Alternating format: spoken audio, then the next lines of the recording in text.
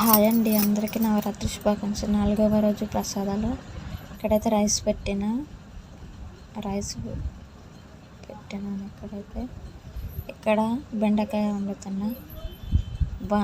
Stove వెలిగించి oil వేసి పచ్చిమిరపకాయలు, ఉల్లిగడ్డలు, కడిపత్తా వేసి అవి కొంచెం గోల్డెన్ బ్రౌన్ కలర్ వచ్చేంత వరకు వేయించాలి.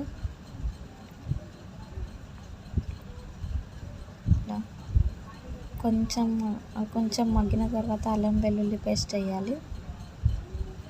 అయితే అన్నం అయితే ఉడుకుతుంది, చక్కగా వచ్చింది. బెండకాయలు వేసి వాటిని కూడా కొంచెం మగ్గనియాలి. అవి మగ్గిన తర్వాత కొంచెం పసుపు, కారం, కొంచెం ధనియాల పొడి వేసి వాటిని కూడా మిక్స్ చేసి కలిపి ఇక్కడైతే చపాతీ పిండి కలిపి పెట్టిన. ఇక్కడైతే అన్నం ఉడుకుతుంది. ఇక్కడ కర్రీ అయితే రెడీ అయిపోయింది. లాస్ట్గా కొంచెం కొత్తిమీర వేసి దిగబెట్టేసాను.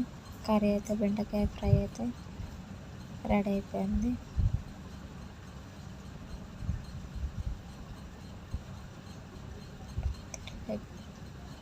అన్నం ఉడికేసింది. చపాతీలు కూడా రెడీ అయిపోయాయి.